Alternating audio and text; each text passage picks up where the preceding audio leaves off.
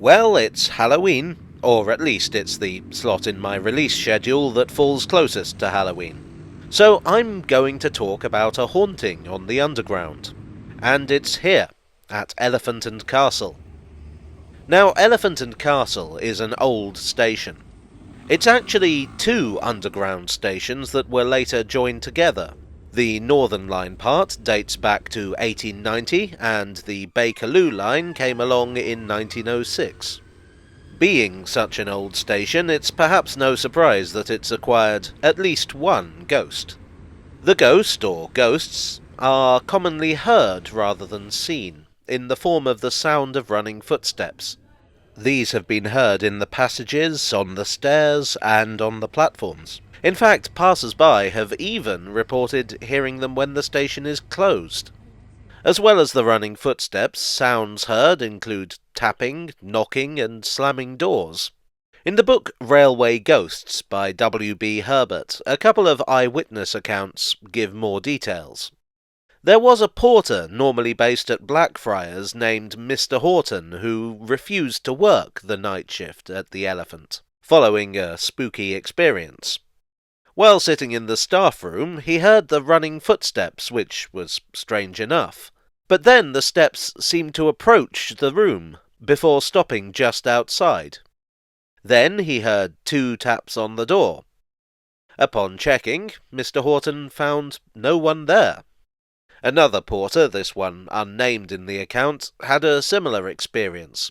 But this time he was in the porter's room when the door swung open on its own. He assumed, as you probably would under the circumstances, that his mates were playing a prank on him. But there was no one in sight. The same thing happened several times, again with no one in sight. This porter was of the opinion that there were several ghosts at the station. Apparently the tapping and running footsteps were most commonly heard on winter nights, and the skeptic in me thinks that they might have been caused by ground conditions in the cold weather, or something along those lines.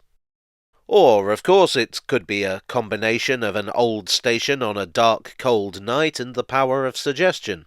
If someone tells you about ghostly sounds, you might be more inclined to interpret the sounds you hear as ghostly, if you get my meaning. What is far stranger, though, is the apparition known as the girl on the train. The girl is reported on the Bakerloo line platforms. What happens is that a young woman appears to get on the train, but is never actually seen on it. The website H2G2 gives a pretty comprehensive account of what happens with another eyewitness account. In this account, an off-duty Northern Line driver planned to hitch a lift on a Bakerloo line train in the cab, but the driver of the Bakerloo train hadn't yet arrived. While our protagonist was waiting for the driver, a young woman came up the platform, passing so close that the driver had to step aside to let her past. She got into the front carriage. When the on-duty driver arrived, both drivers walked up to the cab and noticed that there was no one in the carriage. The off-duty driver was concerned. There was no way she could have left without either driver spotting her, unless she had left through the front door of the train and departed along the track. The off-duty driver expressed his concern only for the on-duty driver to nonchalantly reply, "Oh, her. We see her all the time." Nobody seems to know anything about this woman. She's evidently a relatively recent addition to the pantheon of Elephant and Castle ghosts, because she doesn't show up in W.B. Herbert's 1985 book, and no one comments on her clothing being outdated. But there's no obvious candidate for who she could be.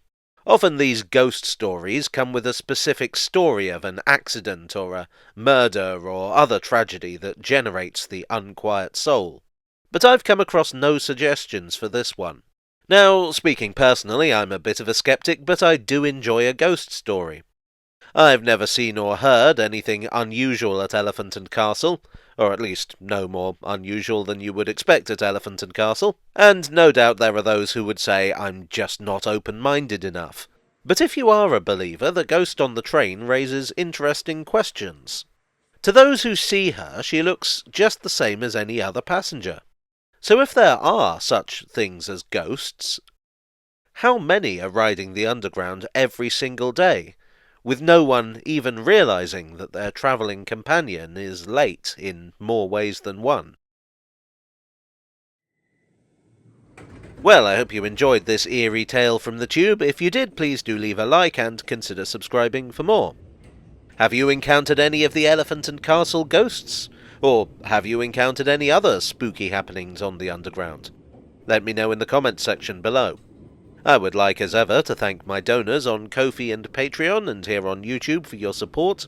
You are the mysterious footsteps to my empty platform. And I will see you all again very soon for another Tale from the Tube.